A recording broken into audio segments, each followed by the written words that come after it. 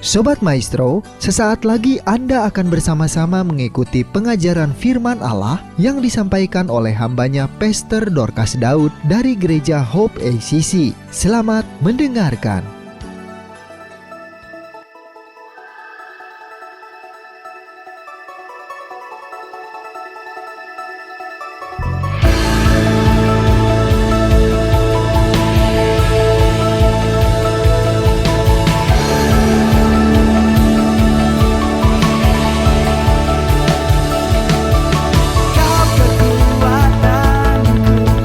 Kau sumber pengharapan dan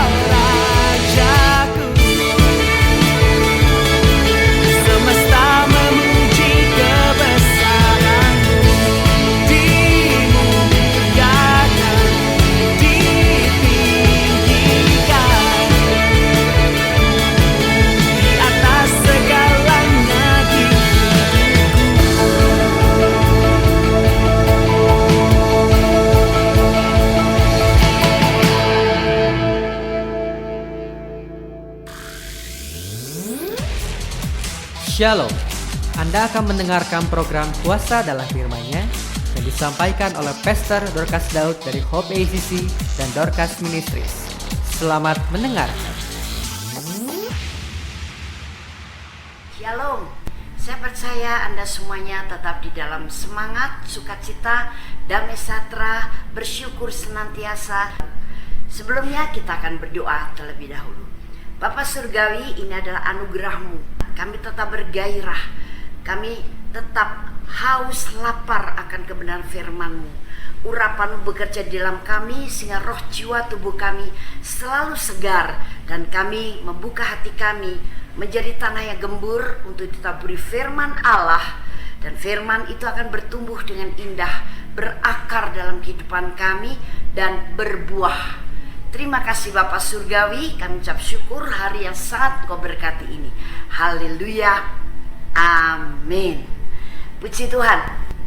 Setiap orang selalu merasa punya kasih, punya hati yang baik, termasuk ketika kita masih belum bertobat di dalam Yesus Kristus. Semua orang merasa bahwa dirinya sudah baik, tapi ketika kita diperhadapkan dengan kebenaran itu adalah firman Tuhan, ternyata masih banyak kekurangan di dalam diri kita. Termasuk kita yang dahulu merasakan sudah punya kasih atau belas kasihan kepada orang lain.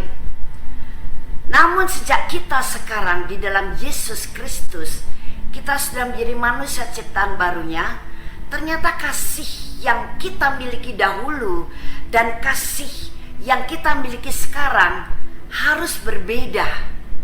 Kasih yang sekarang itulah kasih Yesus Kristus atau kasih Kristus yang artinya diurapi, dan itu adalah kasih yang tidak ada batasnya. Itu sebabnya saya sering menyampaikan bahwa kasih Kristus itu kasih supranatural. Mengapa? Karena kasih ini bisa kita praktekkan dengan nyata, kita lakukan, kita kerjakan sesudah kita dalam Yesus Kristus, bahkan melampaui kekuatan kita, melampaui kemampuan hati kita untuk mengasihi. Mengasihi diri sendiri, saya percaya begitu banyak orang di dunia ini mengasihi diri sendiri, termasuk orang Kristen. Untuk mengasihi diri sendiri, semua orang tentu lebih banyak mudahnya. Tapi sekarang, apa yang dikatakan firman ini adalah bukan sekedar mengasihi diri sendiri. Dalam Galatia pasal 5 ayat 14, kita akan membacanya.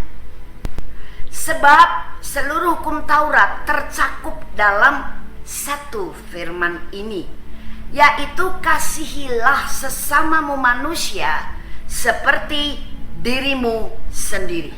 Nah, jelas dikatakan di sini kasihilah sesamamu manusia seperti kamu mengasihi diri sendiri. Dan firman ini didahului dengan kasih kepada Tuhan dengan segenap hati kita, segenap kekuatan kita, segenap akal budi kita sebagai hukum pertama tentang kasih. Dan kedua, kasihlah sesamamu manusia seperti engkau mengasihi dirimu sendiri. Menurut pemikiran kita sebagai manusia, kita rasanya tidak akan mungkin bisa melakukannya. Karena kasih manusia itu terbatas. Dan kasih manusia yang terbatas itu adalah kasih manusia lama, di mana kita bisa mengasihi seseorang atau beberapa orang karena orang itu baik kepada kita, karena orang itu menyenangkan hati kita, karena orang itu cocok dengan keinginan kita, karena orang itu banyak memberi, karena orang itu selalu berbuat baik kepada kita. Wow, banyak sekali alasannya. Semua yang karena dia baik, karena dia baik, karena dia baik kepada saya, karena mereka memperhatikan saya, karena mereka selalu menolong saya, sehingga kita bisa membalas kasih mereka dengan berbagai tindakan kasih, entah memberi entah juga kembali memperhatikan dan sebagainya. Tapi ketika kita menghadapi seseorang atau beberapa orang yang sangat menyebalkan, sangat tidak menyenangkan hati kita, mungkin perkataan mereka tajam, mungkin sikap mereka kepada kita kadang-kadang sinis, atau mereka tidak terlalu memperhatikan keberadaan kita, atau sikap-sikap lain, tindakan-tindakan yang merasa kita jadi terluka, kita jadi dikecewakan oleh mereka. Nah, disinilah kasih manusia yang lama stop, berhenti, tak mampu mengalir kembali. Karena apa? Kasih manusia lama terbatas. Tapi sekarang sejak kita percaya Yesus, itu sebabnya kasih manusia baru sekarang dalam Yesus adalah kasih yang berbeda dengan kasih yang lama. Kasih manusia baru itu bukan dikerjakan oleh kekuatan kita, oleh kemampuan kita, tapi kasih Yesus Kristus yang telah ditaruh di dalam kita adalah kasih yang tanpa batas. Dan dia sendiri bukan mengajar kita secara teori, ayo kasih sesamamu manusia. No. Di dalam dia sendiri itu adalah kasih. Dan kasih itu sampai melimpah tidak ada batasnya. Buktinya apa? Buktinya dia rela memberikan dirinya, darahnya, nyawanya untuk mati di kayu salib. Sebagai orang terkutuk yang harusnya kita semua menjadi orang yang terkutuk yang harus mati di sana. Karena kita penuh dengan dosa, kita penuh dengan cacat celah. Kita seperti sampah di hadapan Allah dahulu. Tapi Yesus memberikan bukti kasih itu secara real. Bahkan dia memberikan tanpa menuntut. Dia memberikan begitu saja dan tidak tembang pilih. Asal engkau percaya bahwa aku telah menebus dosamu, sehingga melayakkan, menguduskan, membenarkan kamu. Darahku menghapus semua catatan dosamu, sehingga di hadapan Allah Bapa engkau bisa berdamai kembali. Cukup. Engkau akan terima kasihku yang luar biasa ini. Dan kasihku itu akan tinggal dalam dirimu, di mana kasih yang melampaui dari semua kekuatanmu. Sehingga kita sekarang sebagai orang Kristen, manusia ciptaan baru, hidupnya bukan dengan hidup dalam kasih manusia lama yang terbatas dan tembang pilih. Tidak. Tapi kita hidup di dalam kasih yang tanpa batas, di luar kesanggupan kita. Dan bukannya kita rasakan kasih dari Yesus ini untuk kita pribadi, tapi dalam diri kita sekarang harusnya bisa melimpahi kasih ini kepada sesama manusia, semua orang, kasih yang tidak terbatas. Karena yang mengerjakannya adalah kekuatan roh di dalam diri kita, bukan kedagingan kita. Itu yang membuat kita bisa melepaskan kasih, mengerjakan kasih, memberi kasih, bukan hanya sekarang kepada diri sendiri saja, tapi kepada semua orang. Bahkan karena kasih ini dikerjakan oleh Roh Kudus, kasih yang mampu menutup segala kesalahan. Kita mampu menutup segala kesalahan seseorang atau beberapa orang yang berbuat salah kepada kita. Dengan apa? Kasih supranatural Kristus yang ada di dalam diri kita. Sehingga walaupun kita ingat sebuah peristiwa buruk yang dia lakukan kepada kita, namun hati kita tidak merasa terluka lagi. Hati kita tidak merasa tersakiti. Hati kita tidak merasa pahit hati, apalagi sampai kita mempunyai dendam kesumat. Oh, itu tidak akan bisa terjadi lagi.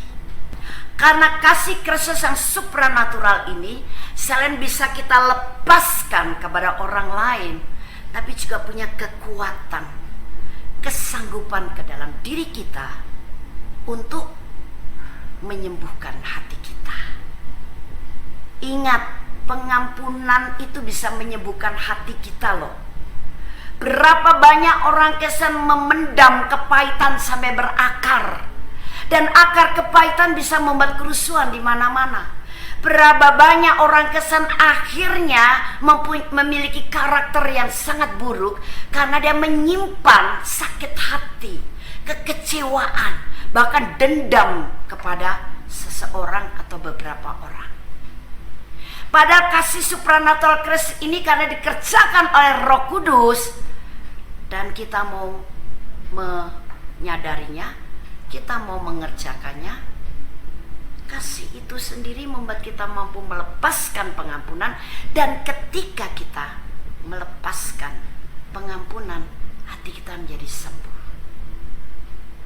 Ketika kita tidak mau melepaskan pengampunan, hati kita akan tetap terluka. Nah, inilah kasih yang baru. Sebagai orang Kristen yang sudah mati dari manusia lama dan sekarang bangkit hidup jadi manusia baru dalam Yesus Kristus, haruslah menanggalkan kasih yang lama. Dan sekarang kenakan, pakailah, hiduplah dengan kasih yang baru, yaitu kasih Kristus. Dan kasih Kristus tidak perlu kita cari kemana-mana. Ketika Anda dan saya bertobat kepada Yesus Kristus, mengaku Dia Tuhan dan Juru Selamat, menerima kuasa penebusannya, Roh Kudus menjadi satu dengan roh kita. Dalam pribadi Roh Kudus itu, Dia sudah membawa juga kasih Yesus Kristus yang supranatural. Itu yang memampukan kita menjadi orang yang istimewa di dunia ini.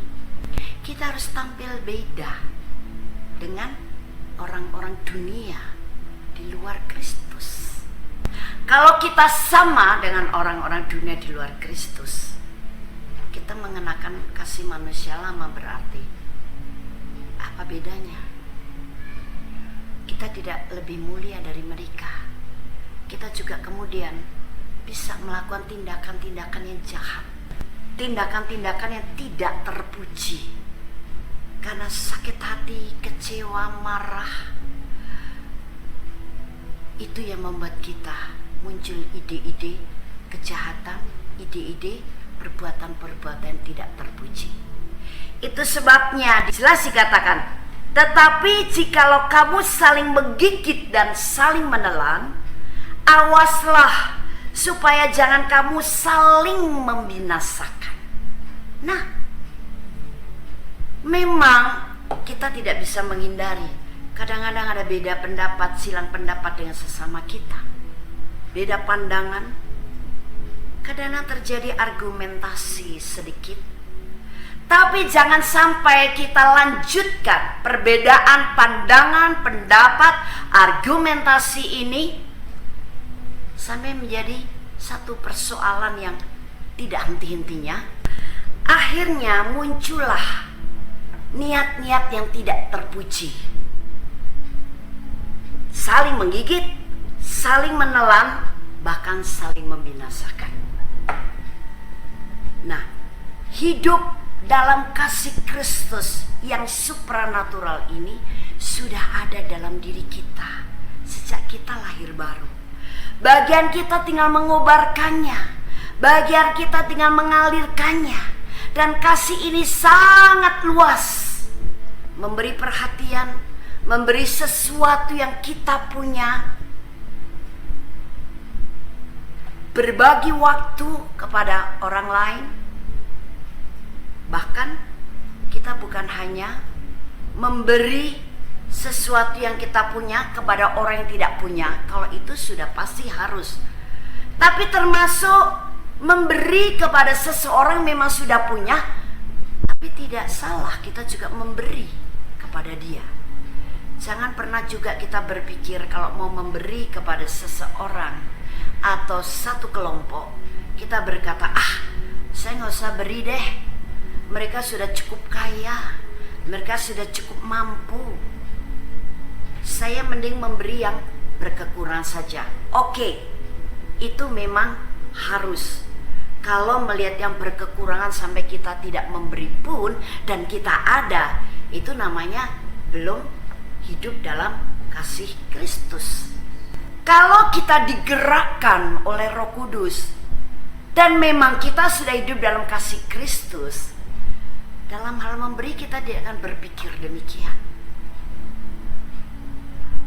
Karena tindakan kita memberi itu semuanya hanya karena apa? Karena kasih. Seperti halnya apa yang dikerjakan oleh Bapak Surgawi dalam pemberian Yesus Kristus buat kita, semuanya hanya karena kasih. Bukan lagi Bapak Surgawi mempertimbangkan perbuatan buruk Anda, kerusakan Anda, dan pemberontakan Anda kepada dirinya. Itu diabaikan oleh Bapak Surgawi karena kasih Bapak Surgawi, kasih di atas segala-galanya, sehingga bisa mengalahkan perbuatan buruk kita, bisa mengalahkan sakit hati, bisa mengalahkan kerusakan dan pemberontakan kita di hadapan Allah Bapa. Bahkan kasih itu dibarengi dengan kuasa darah Yesus yang kudus menutup semuanya, sehingga di hadapan Bapa Surgawi kita indah, kita elok, kita kudus. Tinggal sekarang kita mau dipimpin oleh Roh Kudus dan firman-Nya supaya kita tetap berjalan dalam roh dan kebenaran. Kasih ini selain memberi juga mengampuni. Karena betapa menyedihkan ketika kita tidak mau mengampuni, kita juga tidak diampuni oleh Bapa Surgawi. Walaupun kita orang Kristen, harus ada timbal balik. Papa memberi, kita terima, kita juga memberi. Termasuk kasih itu juga melayani sesama. Jadi sekarang di dalam Yesus Kristus kita harus punya pola hidup yang baru, gaya hidup yang baru, di mana kita sudah mengenakan kasih yang baru. Kita sekarang punya pola hidup yang saling melayani berdasarkan kasih terhadap sesama dan rela menanggalkan pola hidup yang lama, yaitu pola hidup yang bertekun dalam dosa dan bertekun untuk diri sendiri. Termasuk kasih Kristus itu membuat kita sekarang bisa melayani sesama. Kita saling melayani. Karena pola hidup kita sekarang adalah pola hidup yang saling melayani berdasarkan kasih dan kasih supranatural di dalam Kristus.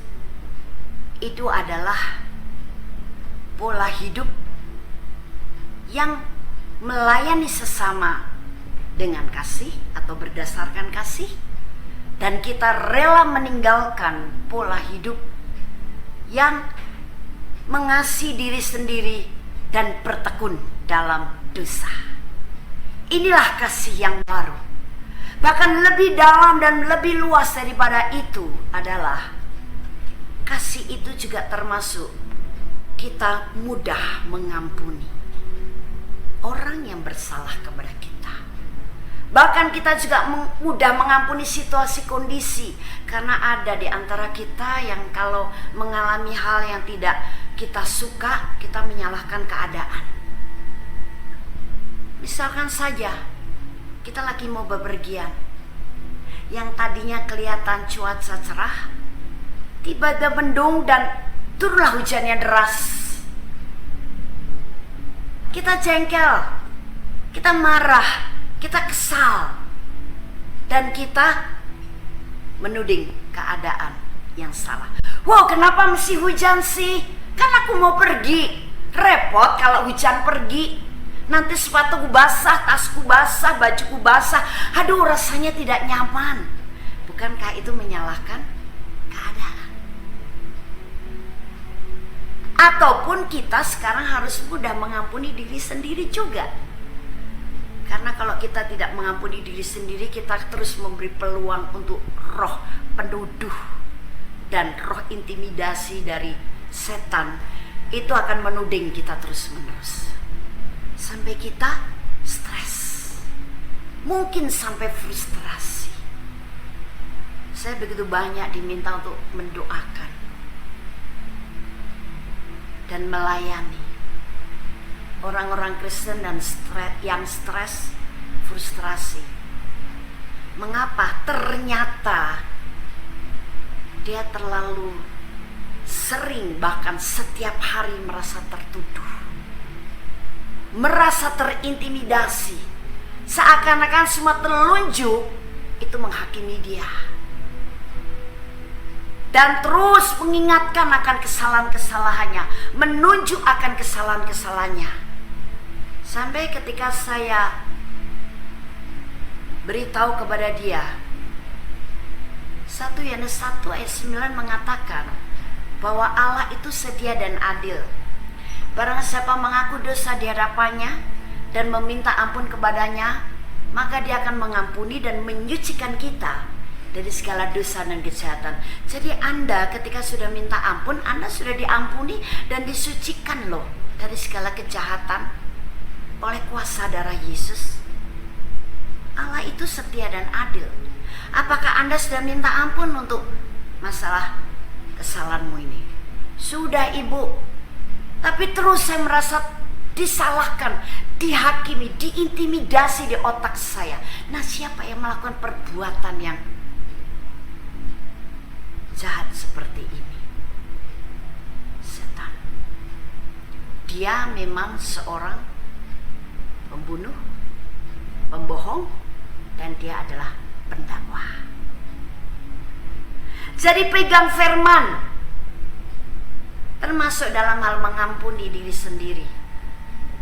Kalau aku sudah minta ampun kepada Bapak Surgawi, aku sudah diampuni oleh Bapak Surgawi karena darah Tuhan Yesus, kuasanya sudah menghapus catatan dosa saya, menyucikan dan menguduskan, melayakkan saya kembali di hadapan Bapak Surgawi.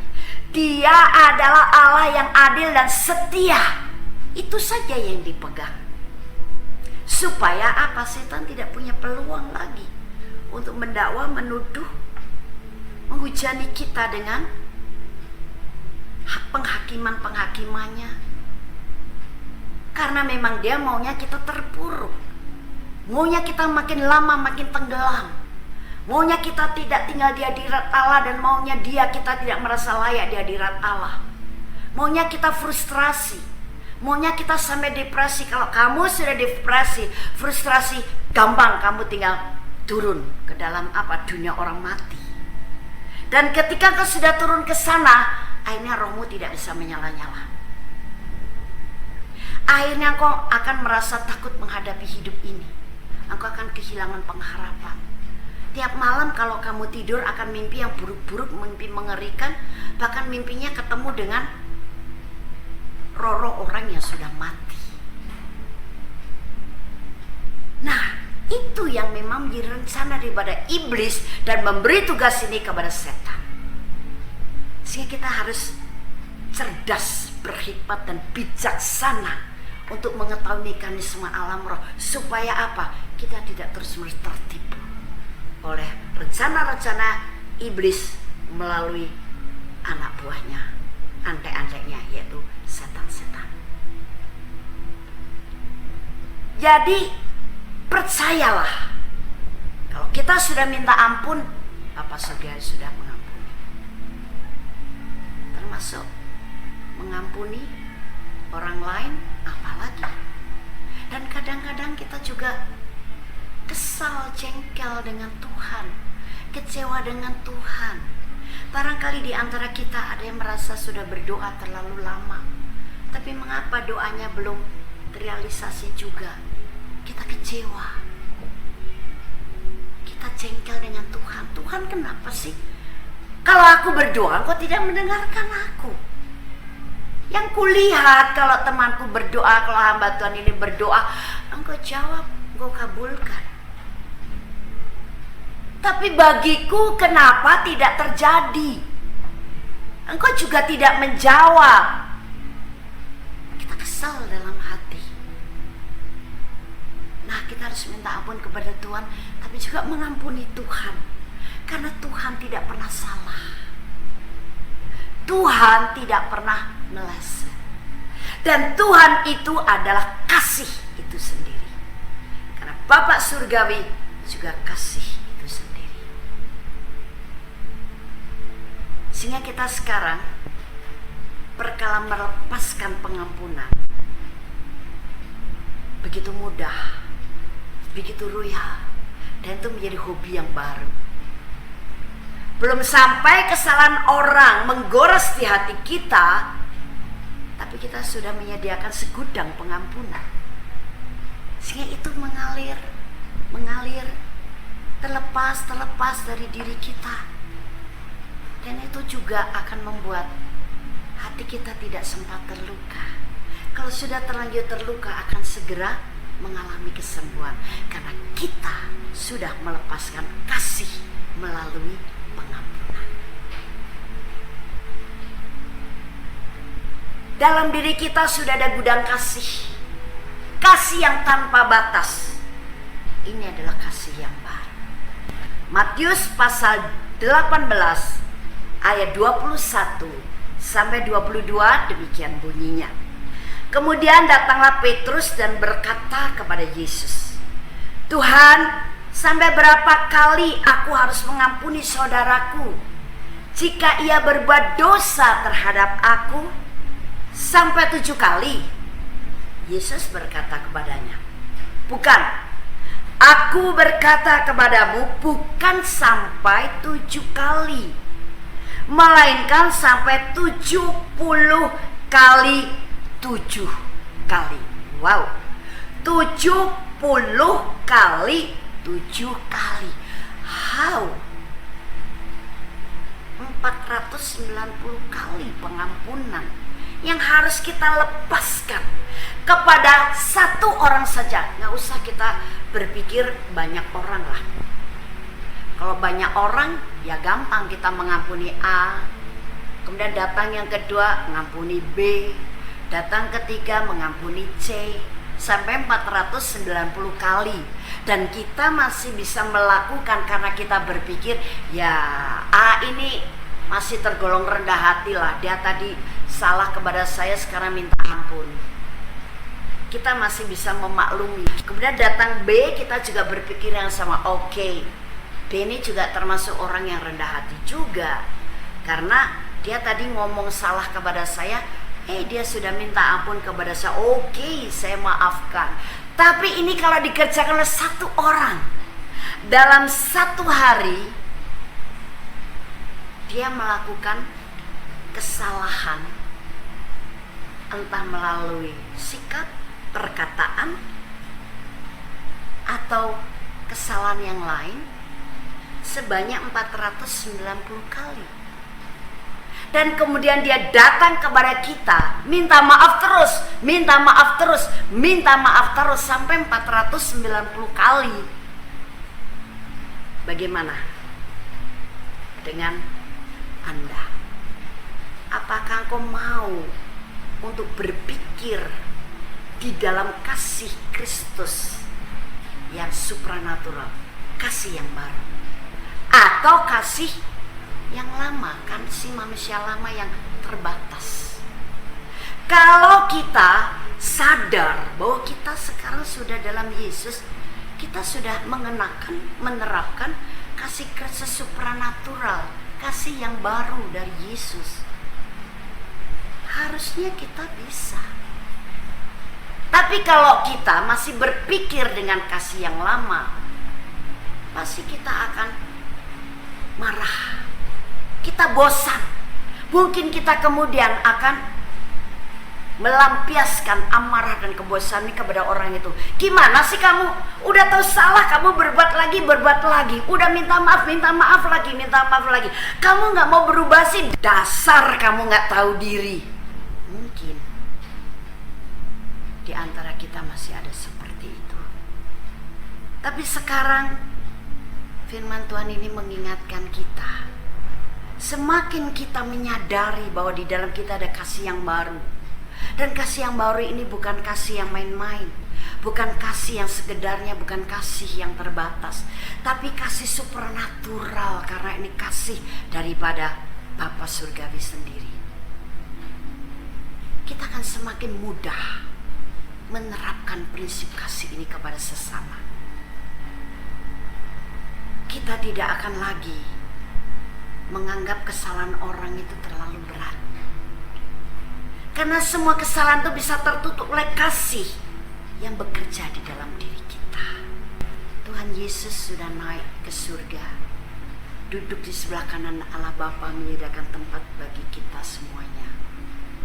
Dan ketika dia mau naik, dia memberitahu murid-muridnya bahwa kamu semuanya adalah saksi, tapi kamu harus tetap tinggal di tempat ini sampai kamu menerima kuasa dari tempat Maha Tinggi.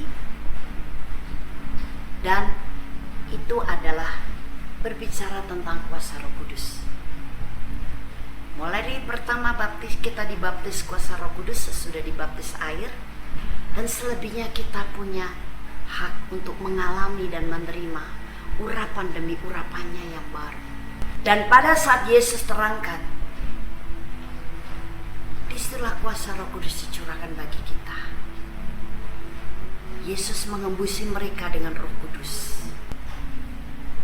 Karena kenaikan Yesus Kristus, naik ke surga, duduk di sebelah kanan Allah Bapa Surgawi, dan menyediakan tempat bagi kita.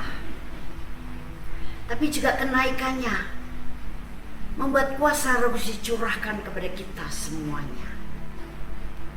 Dan kita sudah menerimanya, kita sudah mengalaminya. Tapi bagaimana kuasa urapan Roh Kudus bekerja dengan sempurna. Bahkan hati kita dikatakan oleh Tuhan Yesus akan menjadi mata air yang memancarkan aliran-aliran air hidup. Aliran hidup itu berbicara tentang kuasa Roh Kudus dengan karunia Roh Kudusnya. Bagaimana itu bisa bekerja dengan sempurna sesuai dengan rencana Allah untuk menjadikan kita sekarang saksinya di mana saja berada. Hati kita, pola hidup kita harus rela meninggalkan hati yang lama dari pola hidup dengan kasih yang lama. Sekarang pakai, kenakan, kerjakan, lakukan new love, kasih yang baru. Sehingga urapan itu bekerja dengan sempurna. Ketika sesama kita ada yang mengalami kekurangan secara materi, oke, kita mudah memberikannya dan berbagi. Tapi sekarang kalau secara fisik, matanya buta, telinganya tuli, atau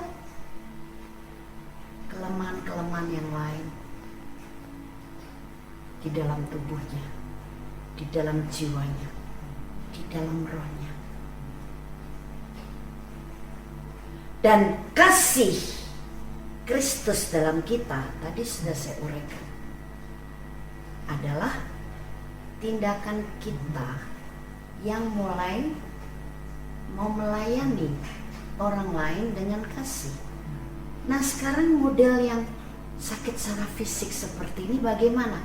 Dengan urapan karena tidak tersumbat dari hati kita oleh hal-hal yang negatif dalam hati kita. Karena kita sudah tidak menyimpan pahit hati, sakit hati, kecewa, marah, emosi yang gampang meledak-ledak.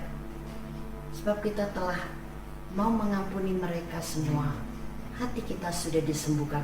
Urapan akan bekerja dengan dahsyat. Itu yang Tuhan Yesus katakan dalam Matius pasal 10 ayat 7 dan 8. Pergilah, beritakanlah kerajaan surga sudah dekat. Sembuhkanlah orang sakit, bangkitkanlah orang mati, tahirkanlah orang kusta, dan usirlah setan-setan. Itu semuanya mengerjakan urapan yang ada dalam diri kita. Luar biasa, bukan?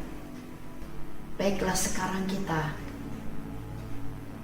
membawa diri kita kepada kebenaran yang lebih dalam, lebih hakiki, lebih pas dan lebih sempurna.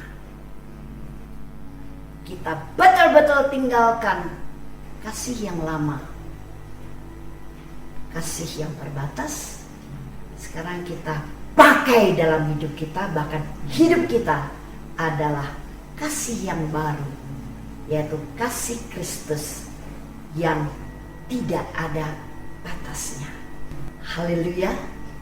Saya percaya Anda diberkati dan Anda akan hidup dalam kasih yang baru di dalam Yesus Kristus. Haleluya. Amin. Haleluya.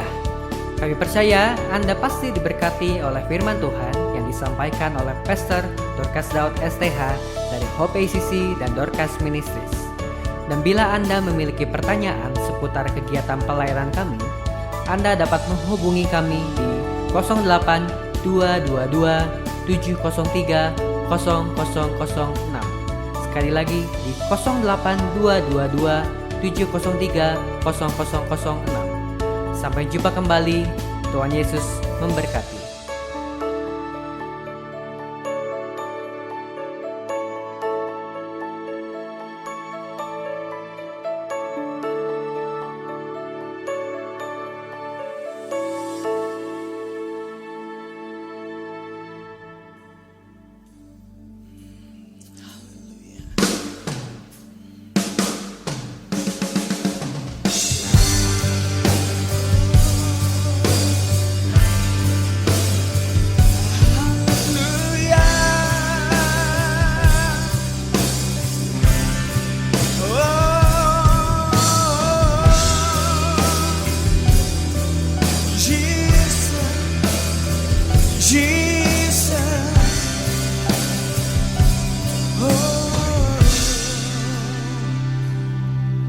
Tiada kasih seperti kasih-Mu,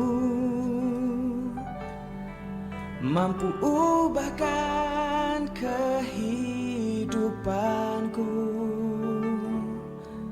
Tak pernah Kau tinggalkan diriku, selalu ada untuk menemaniku.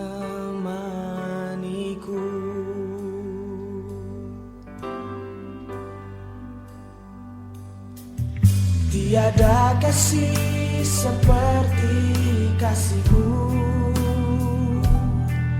mampu ubahkan kehidupanku. Tak pernah Kau tinggalkan diriku, selalu ada untuk menemaniku. Ku nyanyi haleluya,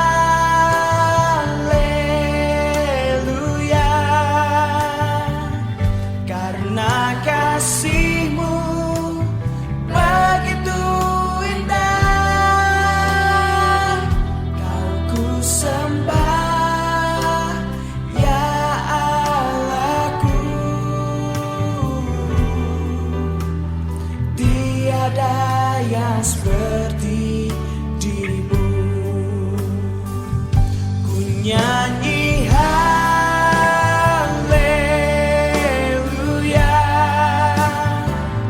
karena kasih-Mu begitu indah.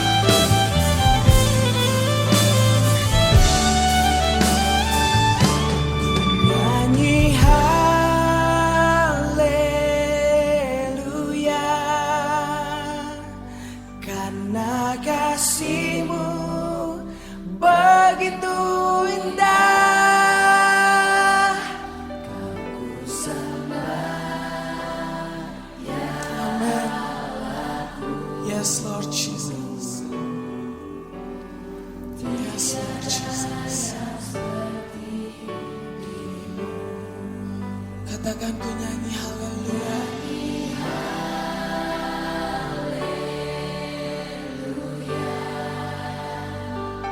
Karena kasih-Mu begitu indah. Kau ku sembah, ya Allahku. Tiada yang seperti dirimu.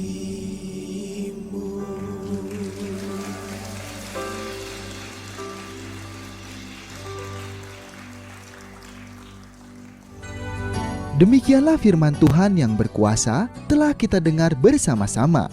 Dan kami percaya Anda sangat diberkati. Bagi yang membutuhkan pertumbuhan iman dan pelayanan lebih lanjut, Anda dapat menghubungi kami dan beribadah bersama dengan kami setiap hari Minggu di Gereja Hope ACC di ACC Center, Jalan Mekar Utama, nomor 31, lantai 3 Kompleks Mekarwangi, Bandung, pada jam 8.30. Ada kebaktian anak-anak pada jam yang sama. Ikuti juga Breakthrough Prayer setiap Jumat jam 18.30. Jika Anda membutuhkan dukungan doa, Anda dapat mengirimkan SMS ke nomor 0822 2703 0006. Tuhan memberkati.